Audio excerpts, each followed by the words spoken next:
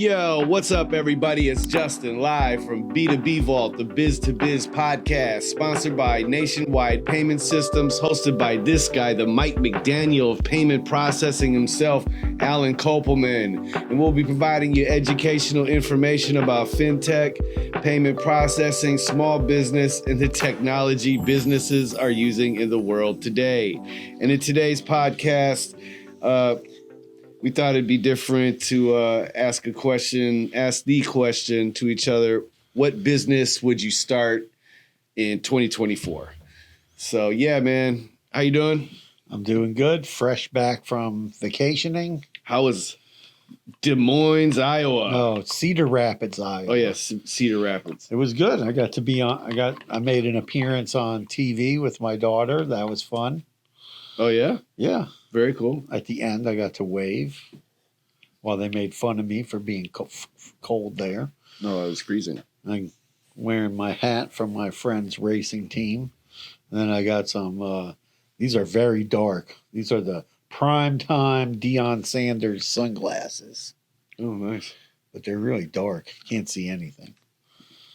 Might be Are good. they prescription? No, they're not prescription. You can check them out. No, I'll check them out off camera. Off camera. Off Okay. camera. Yeah, man. And but it was a good trip. Rocky missed me, of course.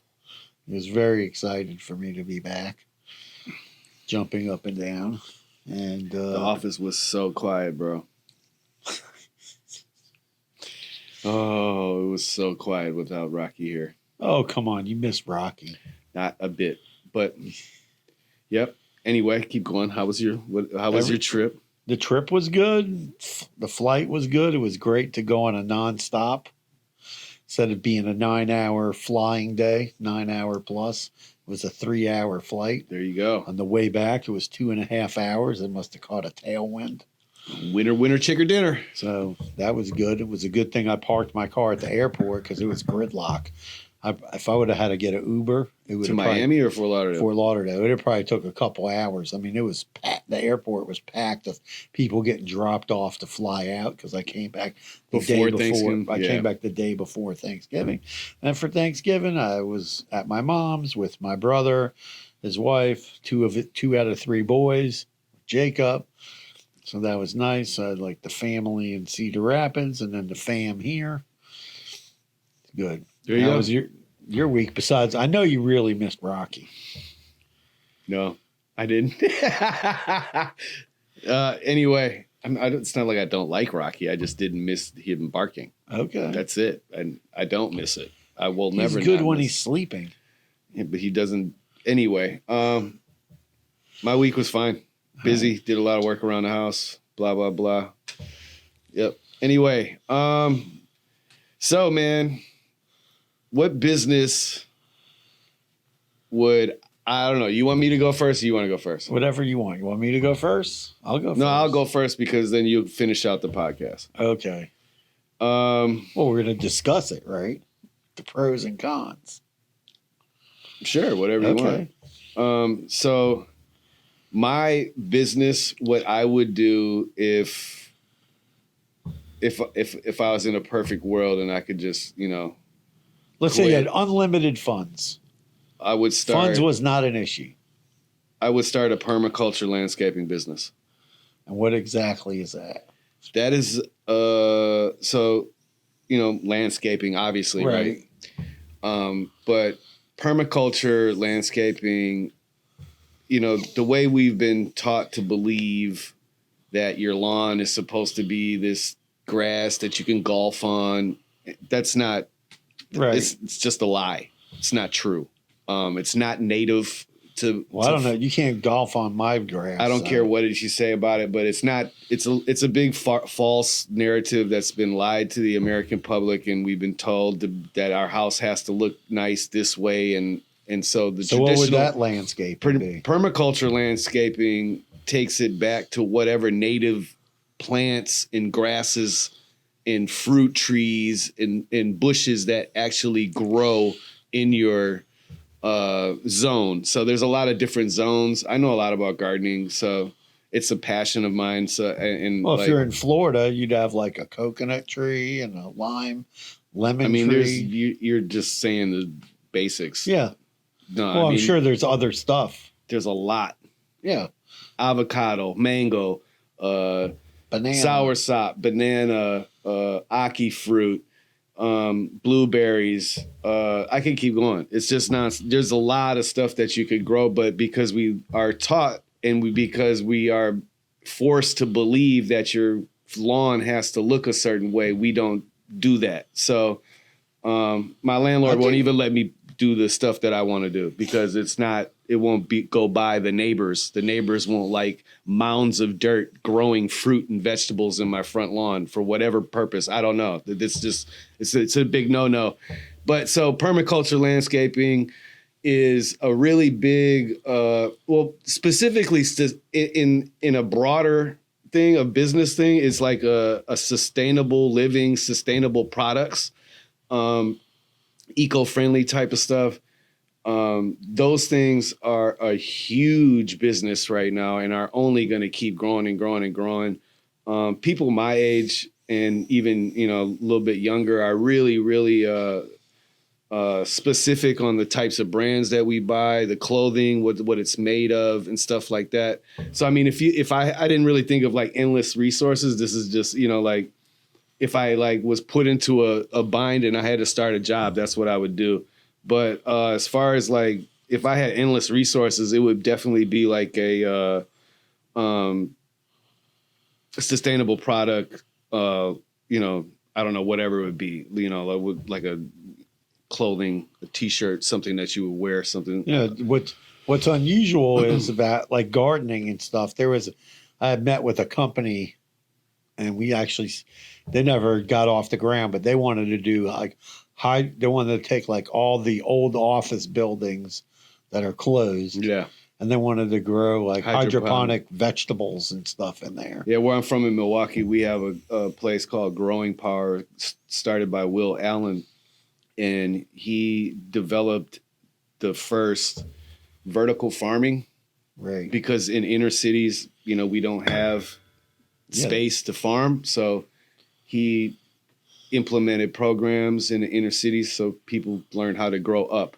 And Milwaukee's really cool and big on like sustainable living. Obviously, we were talking amongst each other earlier, like I had another one on here so the businesses, like for me, another one was like bike repair and refurbishing. That is going to continue to grow as a business. The biking community is already very large. And I don't see a lot of that down here. I don't see a lot of bike shops. I'm sure there are closer to the beach, but like, where people live, I don't see them, right? So I see a missed opportunity there. Yeah, one thing, let me just touch on something.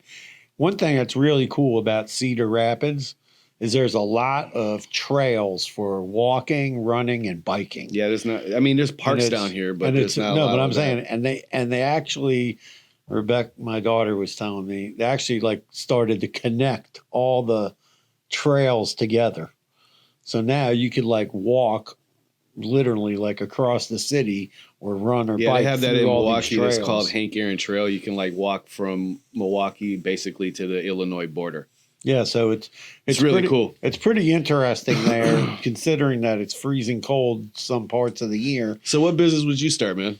Okay, so I thought of two things. One would be if I had unlimited funds, I would open. I would have unlimited funds. I would create the real competitor to like Stripe and Square. I know that would be one thing, and then. What? And then the other thing that I would do that would be my passion business would be I would do some kind of food business, because I always dreamed when I was a chef to have like, it would have been, when I was a chef, it was before the internet, before there were cooking shows on TV and all that. So I thought it would be pretty cool. Like if I had a way to do that again now, I would have a restaurant and a cooking show, and cookbooks and all that kind of stuff. And, you know, my cooking, when I was doing cooking, was all based on local food. Hmm. So everything was locally sourced. I bought all my herbs from local herb farmers. I got all my vegetables from vegetable farmers. I used to actually go in the morning to this like farmers market type place where local farmers brought their stuff that got sold to like grocery stores and different places. But I knew the guy who owned it was a customer in the restaurant. So I was able to go there and get those kind of things. And, you know, and I got local fish. All my fish was coming out of the Keys Okay. by guys that caught fish. And that would be cool if I was able, I don't know if I want to be in the restaurant business, but be like a celebrity chef with like a book and an internet channel where people are watching me cook. And I always enjoy cooking. Like when I went to visit my daughter, I cooked for everybody. Everybody loved the food. There you go. Even my daughter was like, "Oh, you can grow the vegetables over at your house, and then I'll cook them." And you know, she didn't know if her kids would eat the food, you know, Right. but they ate everything. They ate the brisket, the chicken, the vegetables. They ate everything. So you know, but that would be my one passion, I guess, to you know, to have that part of my life. But in the time, you know, I was before all the digital era, you Right. know? So that would be interesting as a business. Now, if I was my age now and I went and I'd said, "Oh, I just want to have some kind of relaxing business," I don't know, maybe I'd be a dog walker. I'd go around and walk dogs. I'm not gonna make no money doing that. I know, but it would be fun. Yeah. You know? I Yeah, don't but- know, man. I mean, permaculture landscaping is actually a thing. No, I get it. So that's like a really big thing. And so that makes money. I'm not trying to hate on your business, man, but I would never open a restaurant. No, I wouldn't do it again. That's what I'm saying. But that's what we're talking I know, about. I'm What just saying. business would you open in 2024, bro? In 2024, if I was going to actually start a business, I would have to say I would start. I don't even know what kind of business I would start because So this Those are- podcast is pointless. it is not pointless. I talked about things that are my passion of things Okay, that I've done in my So I got that it would here, do in my man. life. So there's some businesses that I was looking into, right, that are like really, you know, doing well, projected to do even further, more, you know, more growth in coming years. And everywhere I kept going, the number one thing was like website management, e-commerce consulting services for existing brands. That makes sense. You know, we talk about a lot on the podcast. I talk about how like, you know, how I've built websites for a bunch of people who had stuff on Wix, Shopify, et cetera, you know, and they don't know how to run it. Once the business becomes successful, they have no idea what they're doing and they're way over their head. So that makes sense to me. And SEO still was really high on that list. Yeah. So web design, those types of, you know, content creation, if that's your thing. And then besides like me doing the passion, sustainable products on a bunch of different websites were really up there on the list, whether it be like soap that you make in your house, candles, stuff like that, perfumes that are, you know, environmentally friendly, right. all those other things. Those are really hot businesses. The bike repair thing, that was mine. And then, the upcycling of clothing and like secondhand stores Right. is really popular. And I can, you know, confirm one of my homies back home in Milwaukee actually just opened his second thrift store. Okay. Okay. So if that's not something that's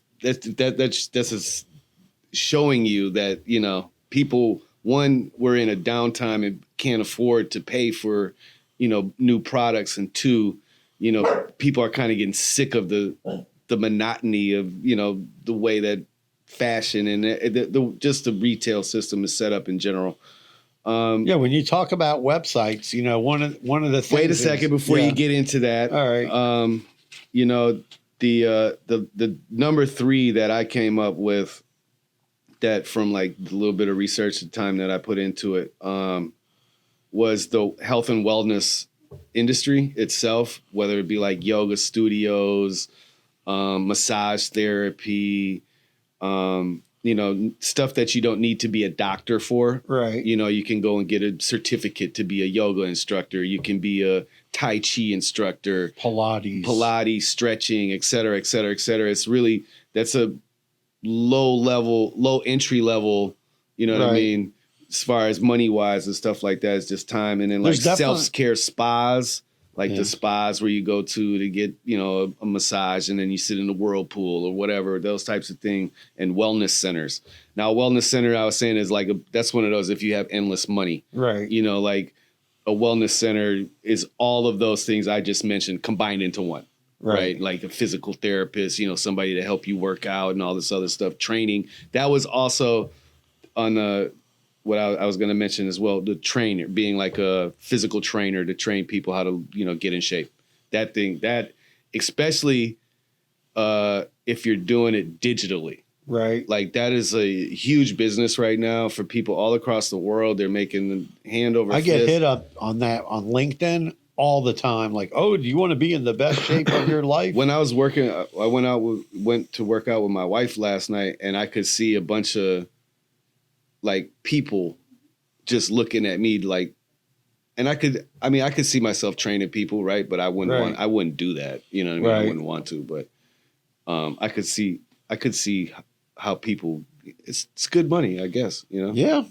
There's money in it. There's definitely like, I see a lot of these small gyms starting to open up everywhere, like smaller gyms where people can get like more one-on-one versus like going to the La Fitness, you know, or go to LA Fitness. Yeah. Bigger La Fitness. Going to the bigger, you know, going to like the bigger gyms, you know, and, you know, like, company, you know, then there's other companies like Peloton, you know, with bikes and treadmills and rowers. And at home workout programming, that stuff is, you know, Tunnel. Coaching, that type of thing. Boxing. That's really big. Yeah.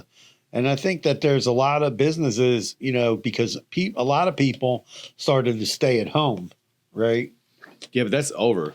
Yeah, but a lot of people working at home now because a lot of companies have given up their office space. Yeah, but that's still, they're figuring it out because there's definitely backlash on that for sure. They come to figure out that most of the people who are at home working, they ain't working. Well, there was one guy that just got in trouble. He was a computer programmer. Well, we talked about that a lot of times. Yeah, well, there was just a new article that I read about a guy who was a computer programmer and he was getting salary from like 3 or 4 companies. I read about a travel agent that was doing it. And it's great, you know. So, and I don't know how a travel agent could get in trouble for that, but I guess if you're getting paid an hourly rate from like 10 different companies to do work, I don't know, but whatever. Yeah, well, you know, it's going on out there. I don't know. I look at like the farming thing.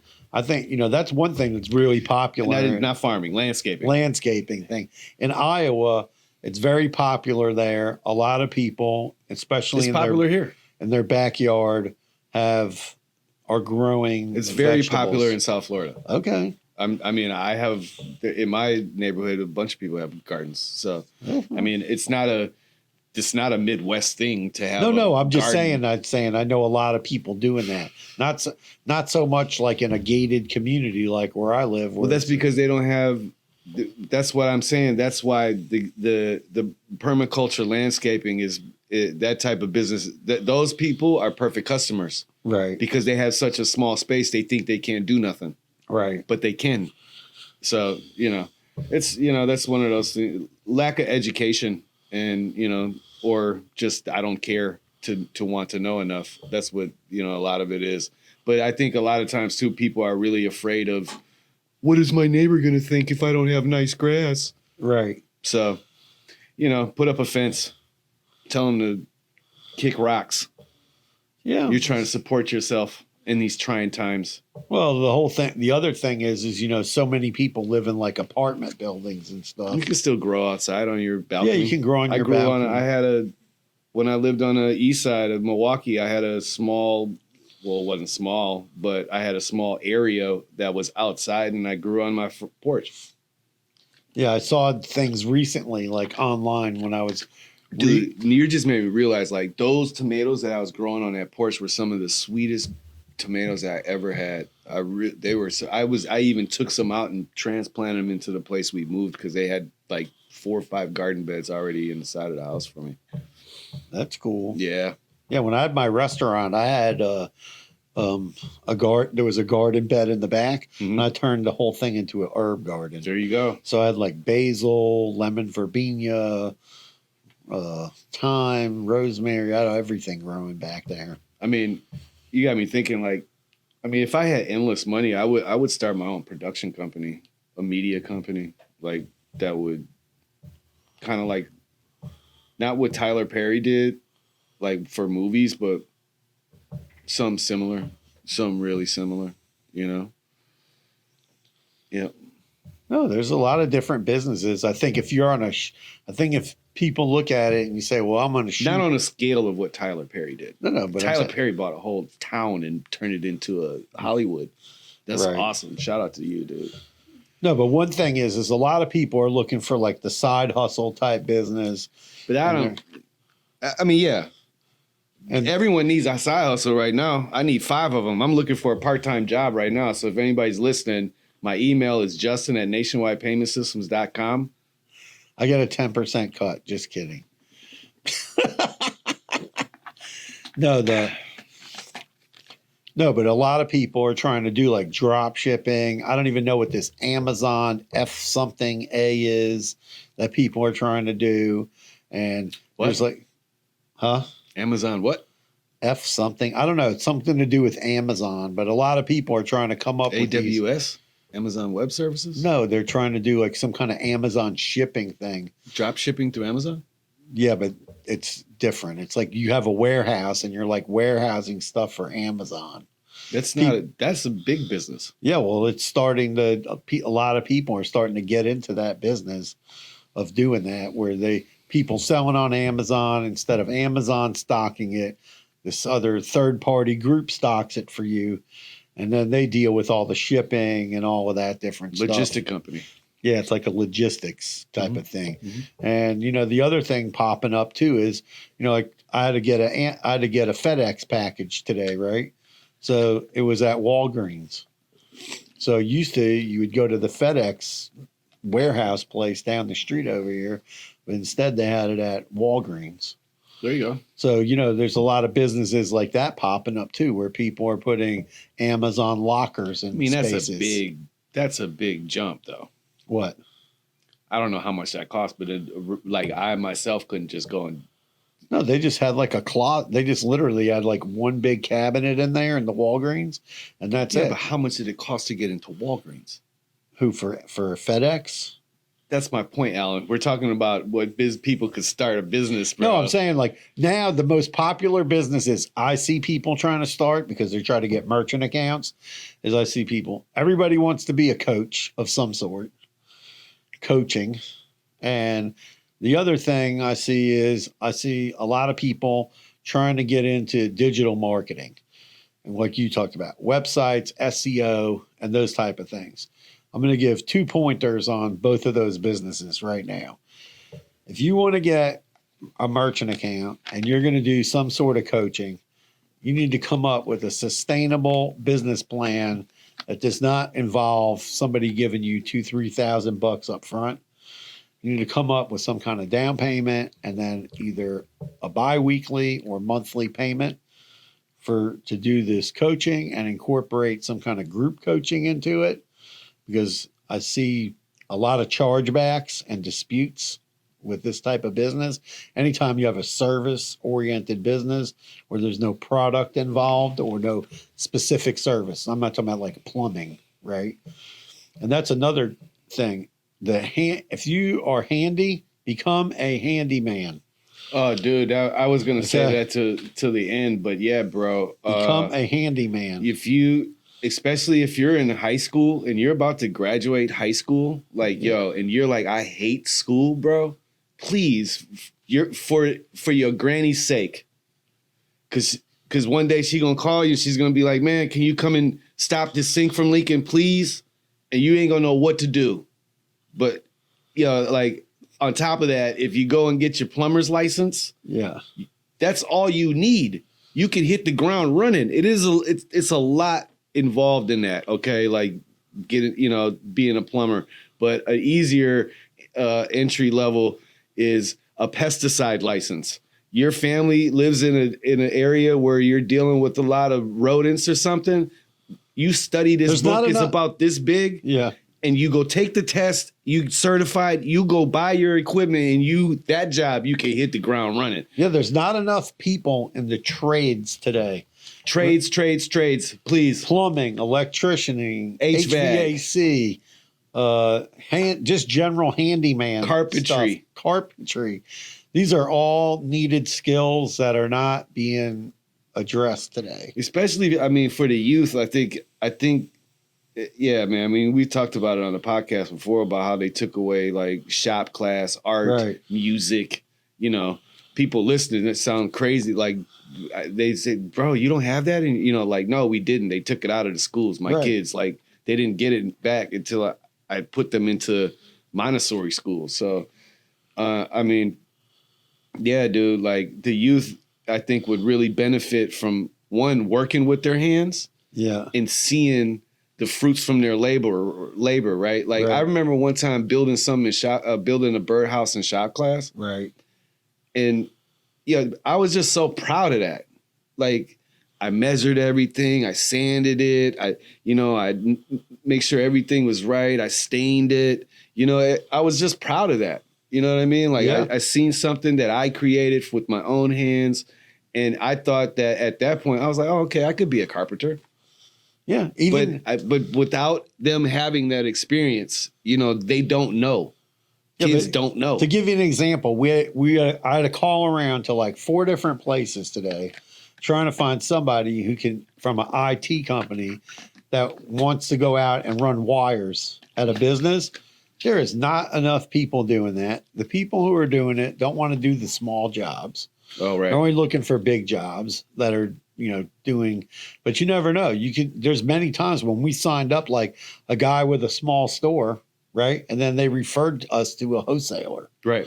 And then a big company. So, you got to start somewhere, but there's lots of jobs out there. The trades, I mean, that guy, Dirty Jobs guy, whatever his name is, but yeah, man. He talks about it all the time, and there's tons and tons of jobs within those jobs. He's not saying jobs within those professions. Right. You could start a business. Right. You don't need to get you don't have to put yourself in the worker's mentality, like the way that they embedded in your brain since you're in kindergarten. Yeah, you can work break the mold, bro. You don't have to go work for anyone. You can go to work on your own. You can go get your license. You can get the experience. You can do it. Everyone can do it. Yeah. But yeah, lots of businesses to start. There's lots of businesses to start. Do your homework. We've done other podcasts that you should listen to about how to pick a name out and the different legal steps that need to be taken to start a business, and make sure you can get paid. And we did other podcasts about that. We could reference in the notes of which ones to maybe go check out. That can give you a little bit more guidance into what you need to do paperwork wise and different things to start a business. But definitely 2024, I hope people go out, start a business. Maybe you have a business that you want to start. Maybe you need want to ask us some questions about it. Feel free, reach out, ask us some questions, and wish everybody good luck in 2024. And hopefully somebody starts a great new venture out there and comes back and tells us that this podcast inspired you to do it. There you go. Peace out. Peace out. Carpe diem. Seize the day.